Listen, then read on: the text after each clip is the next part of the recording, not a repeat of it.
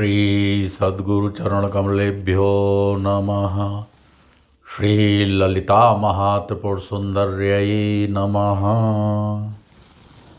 साधक वृंद, हम सभी जानते हैं कि हमारे पूर्वज ऋषि महर्षियों, विद्वानों तथा पूज्य साधकों ने बहुत से विशिष्ट शास्त्रों एवं बहुउपयोगी आध्यात्मिक साहित्य के रूप में हमें अनंत संपदा प्रदान की है।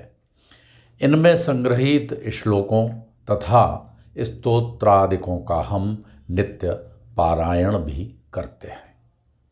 इन्हीं में से भगवत्पाद आद्य शंकराचार्य जी के द्वारा विरचित अति प्रसिद्ध श्री कनकधारा स्तोत्र का परिचय एवं उसके प्रभाव को प्रकट करने की दृष्टि से इस वीडियो का निर्माण हमारे द्वारा किया गया है। विद्वानों का मत है कि यह स्तोत्र अन्य स्तोत्रों से भिन्न है। इसकी विस्तार से चर्चा हम आगे कर रहे हैं। पूर्व वर्णित आध्यात्मिक जगत के रचनाकारों ने उस परम सत्ता के प्रति अपना आदर प्रदर्शित करने, उनकी स्तुति करने अथवा उनके अप्रतिम सौंदर्य का गुणगान करने की दृष्टि से दिव्य श्लोकों, विभिन्न स्तोत्रों, अष्टोत्तर शतनामों, सहस्त्रनामों एवं दंडकम आदि की रचनाएं की हैं।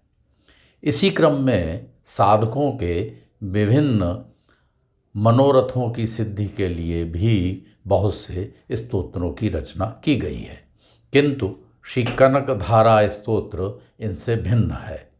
प्रायः किसी भी रचना से पूर्व उसके लिए उपक्रम आवश्यक है, किंतु इस स्तोत्र की रचना अनायास ही अति अल्प वय के बालक के द्वारा स्वतः स्फूर्त क्रम में हो गई।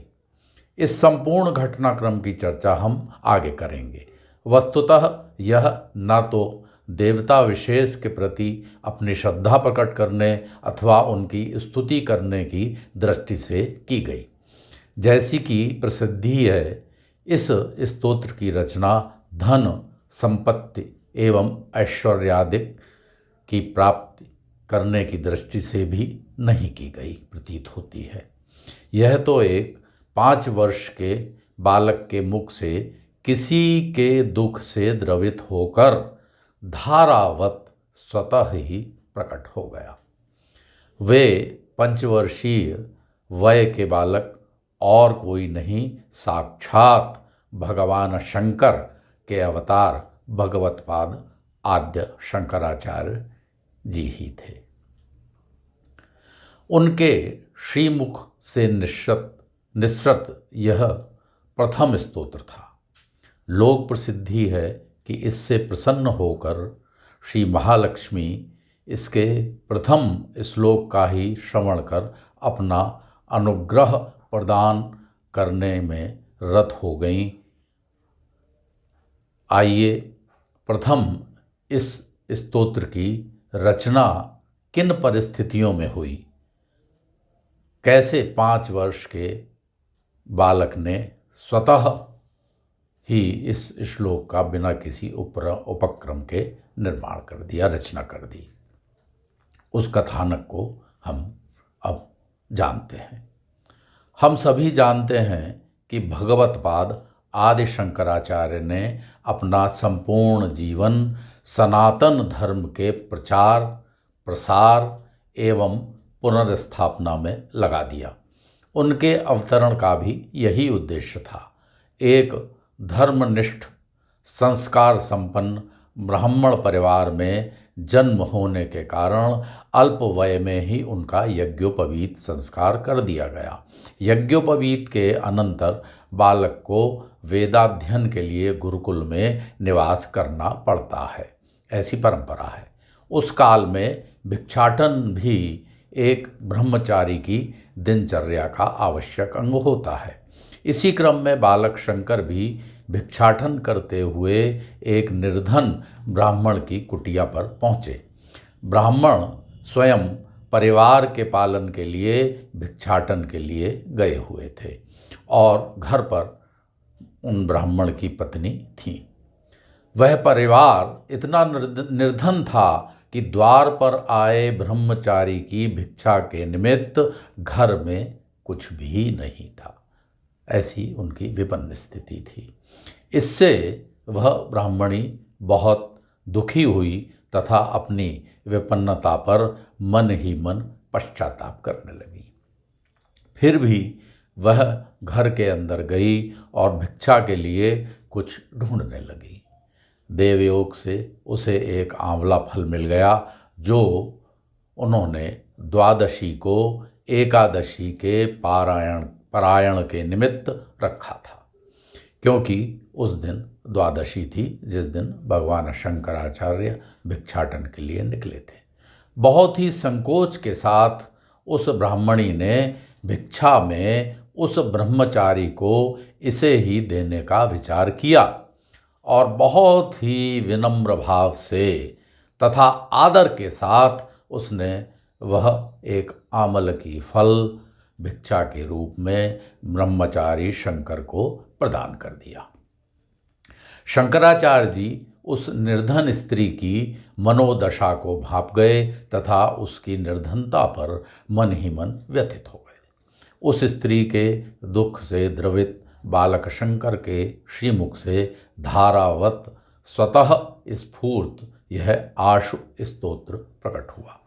इस स्तोत्र के माध्यम से उन्होंने संपूर्ण जगत की पालनहार उस पराशक्ति से उस निर्धन स्त्री पर दया कर उसके दुख को दूर करने की याचना की, उस पर कृपावर्षण की प्रार्थना की। इसी भाव से उन्होंने यह स्तोत्र उनके श्रीमुख से प्रकट हुआ। वस्तुतः भगवान आद्य शंकराचार्य जी ने तो संपूर्ण मानव मात्र पर भगवत कृपा की कामना की थी, जिससे सभी के दुखों का निवारण हो सके। भगवत पाद आद्य शंकराचार्य द्वारा रचित इस कनक धारा स्तोत्र में 18 श्लोक हैं, किंतु कहीं कहीं पर 22 श्लोक भी मिलते हैं। श्री लक्ष्मी जी इस स्तोत्र के शंकराचार्य जी के वाचन से अति प्रसन्न होकर उनके समक्ष प्रकट हो गई।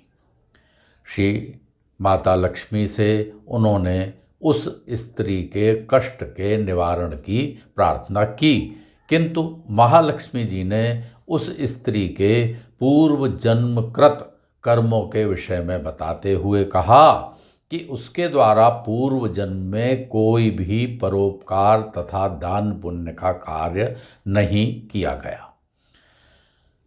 ऐसा न किए जाने के कारण इस जन्म में उसका फल उसे भोगना ही है। ऐसा कहकर उन्होंने अपनी असमर्थता व्यक्त कर दी।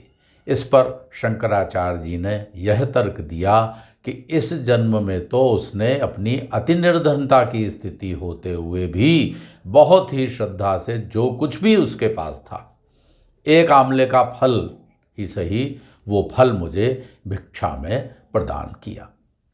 अतः इस जन्म में उसका यही पुण्य कर्म उसे आपकी कृपा का अधिकारी बनाता है। श्री लक्ष्मी जी शंकराचार्य जी के इस तर्क से बहुत प्रभावित हुईं तथा उन्होंने प्रसन्न होकर उस कुटिया में स्वर्ण आंवलों की धारावत वर्षा कर दी। यह सब इस स्तोत्र का ही प्रभाव था। इसी से इसका नामकरण श्री कनकधारा स्तोत्र हो गया। इस कथानक पर हम कुछ चर्चा और करेंगे। प्रथमतः जैसी कि मान्यता है कि क्या वास्तव में यह स्तोत्र एक पंचवर्षीय बालक के मुख से निसृत परम प्रभावशाली स्तोत्र है? इसका उत्तर हम हाँ में देंगे। हमारे मत से ऐसा संभव है। कारण मान्यता है कि भगवत पाद आद्य शंकराचार्य जी के द्वारा विरचित समस्त स्तोत्रादिक बहुत ही प्रभावशाली हैं। द्वितीय, शंकराचार्य जी अल्प आयु से ही विलक्षण प्रतिभा से संपन्न थे, जिसके प्रमाण स्वरूप हम उनके विषय में प्रचलित यह श्लोक कहना चाहेंगे। श्लोक इस प्रकार है।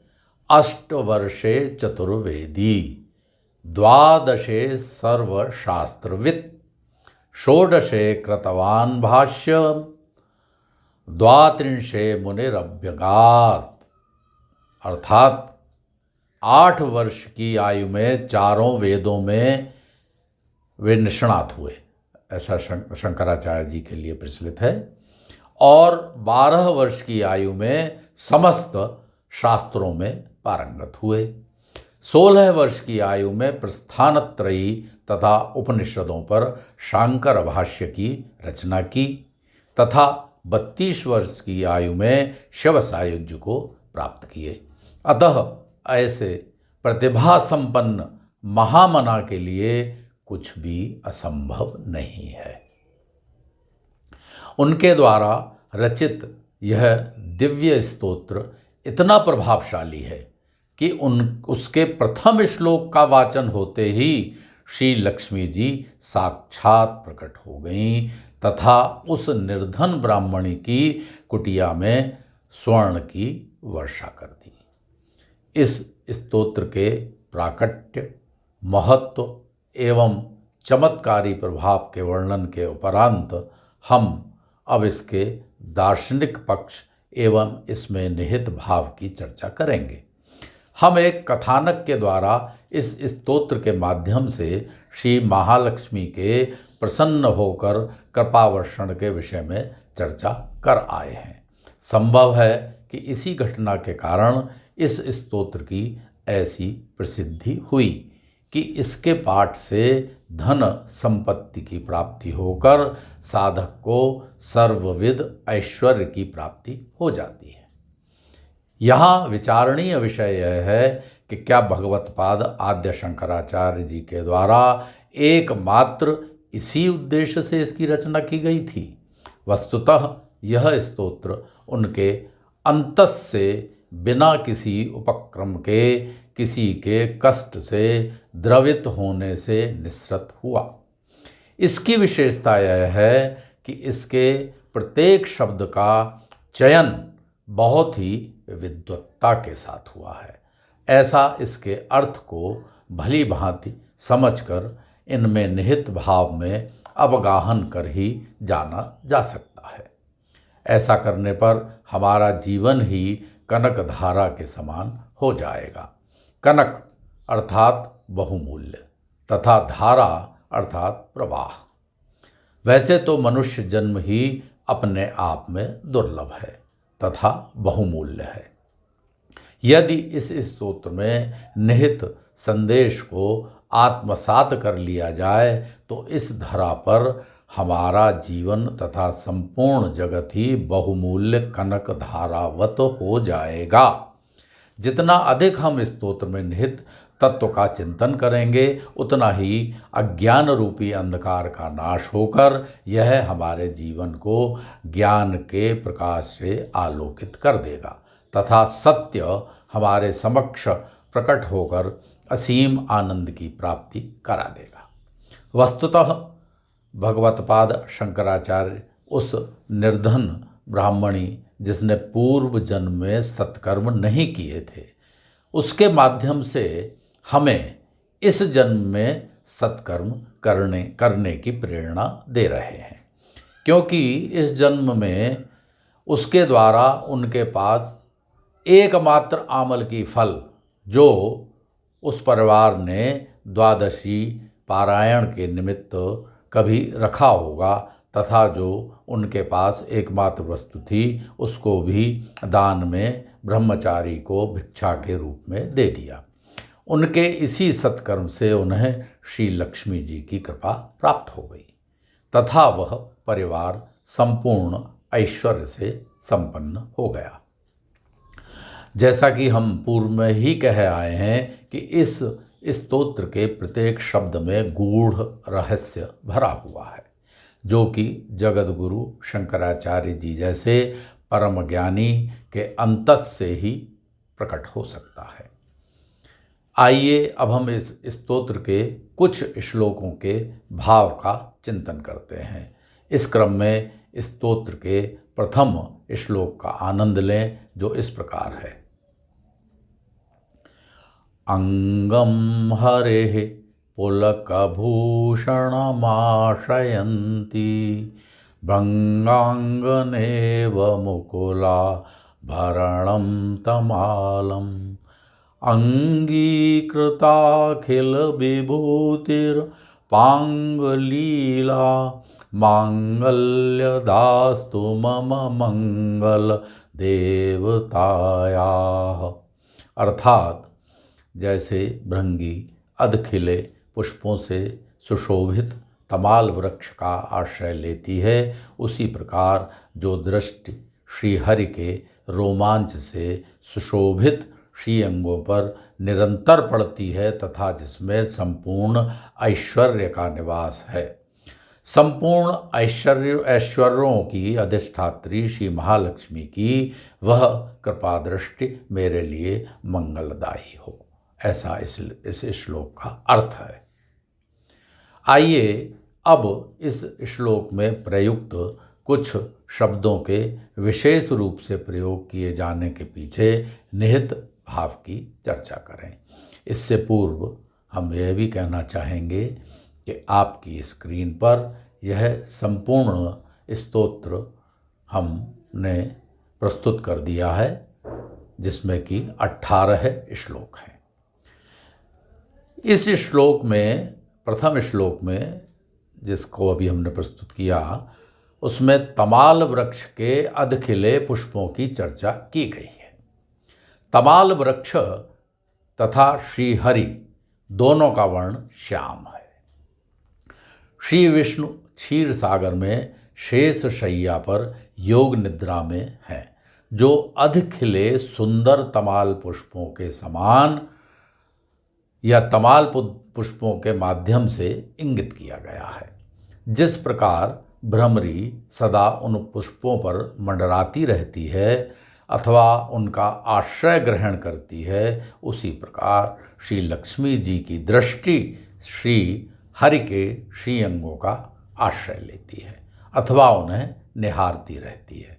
वस्तुतः योग निद्रा में रहते हुए भी श्री विष्णु को श्री लक्ष्मी की इस दृष्टि का भान है, जिससे वे अति प्रसन्न हैं तथा आनंदित होते हैं, तथा यही उनका वास्तविक आभूषण है।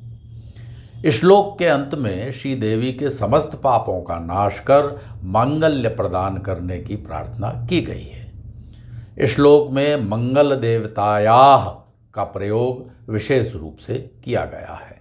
शंकराचार्य जी कहते हैं कि जिस प्रकार श्री हरि के श्री अंगों पर श्री लक्ष्मी जी की दृष्टि पड़ रही है, उसी प्रकार श्री देवी की मांगल्यप्रद दृष्टि उन पर भी पड़े, ऐसी भावना, ऐसी कामना, ऐसी प्रार्थना, ऐसा वंदन उन्होंने इस श्लोक में किया। इसमें विशेष यह है कि यहाँ भगवती आदिशक्ति के द्वारा स्वतः दृष्ट होने का भाव है। देखिए कितनी विशेषता है, स्वतः दृष्ट होने का भाव है, ये बहुत बड़ी बात है। स्वतः अनुग्रह प्राप्त होने का भाव है। इसके पीछे रहस्य यह है कि हम अपने जीवन में ऐसे सद्गुणों एवं सच्चरित्रता का निर्माण करें कि वह परम सत्ता स्वयं ही हमारी ओर अपनी करुणामयी मंगलमयी दृष्टि डाले। वस्तुतः इसमें सभी के कल्याण की भावना छुपी हुई है, अथवा इसमें सभी के कल्याण की भावना छुपी हुई है, अथवा शंकराचार्य जी बिना भिक्षा ग्रहण किए हुए ही जा सकते थे, किंतु उन्होंने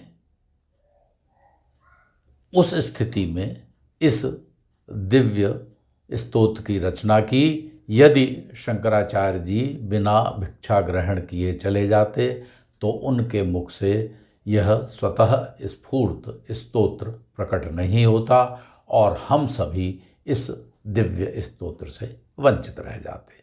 यही सबके कल्याण की भावना की ओर इंगित करता है। यही भाव उन्होंने संपूर्ण जगत के कल्याण की भावना से ही वास्तव में इस श्लोक की रचना की। आइए श्लोक में प्रयुक्त शब्दों के विशेष भावों के इस क्रम को आगे बढ़ाते हैं। स्तोत्र में श्री हरि अथवा श्री विष्णु की चर्चा विशेष कारण से की गई है। वे ईश्वर हैं जो हमें हमारे पाप और पुण्य कर्मों के अनुसार फल देते हैं, किंतु श्री विष्णु इनसे मुक्त भी कर सकते हैं। देखिए, ये भी एक विशेष बात है। यदि किस स्थिति में मुक्त कर सकते हैं? यदि श्री लक्ष्मी की कृपापूर्ण दृष्टि हम पर पड़ जाए। बिल्कुल यही भाव इस श्लोक में कहा गया है। उनकी दृष्टि स्वतः हम पर पड़ जाए, यही बात इसमें कही गई है। क्यों कि उनकी दृष्टि पड़ते ही भगवान विष्णु हमारे ऊपर कृपा करके हमारे पापों का क्षय कर देंगे और उनसे हमको मुक्त कर देंगे। कथानक में निर्धन ब्राह्मणी के पूर्व जन्म कृत पाप कर्मों के फल को समाप्त कर उसको ऐश्वर्य प्रदान करने की कामना इसी प्रकार की गई है।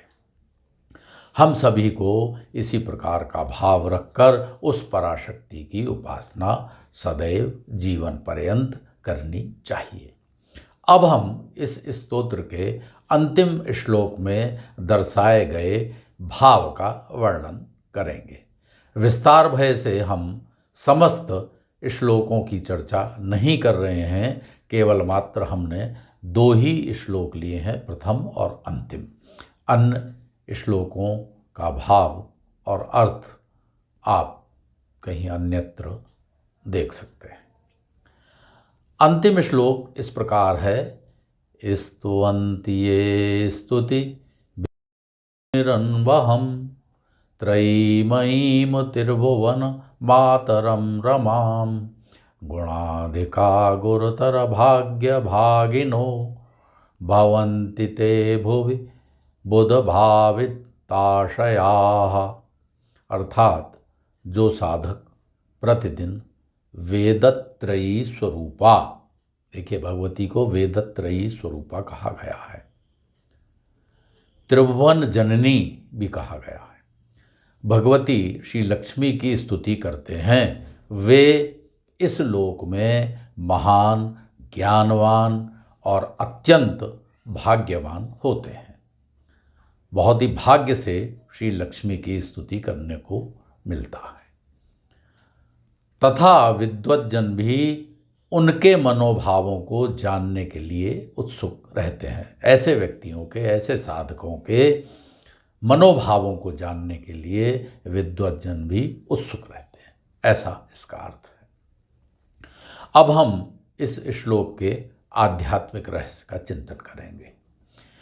इस श्लोक में श्री देवी के लिए त्रिभुवन मातरम का प्रयोग किया गया है। इसका अर्थ है तीनों लोकों की माता अथवा त्रिलोकी माता।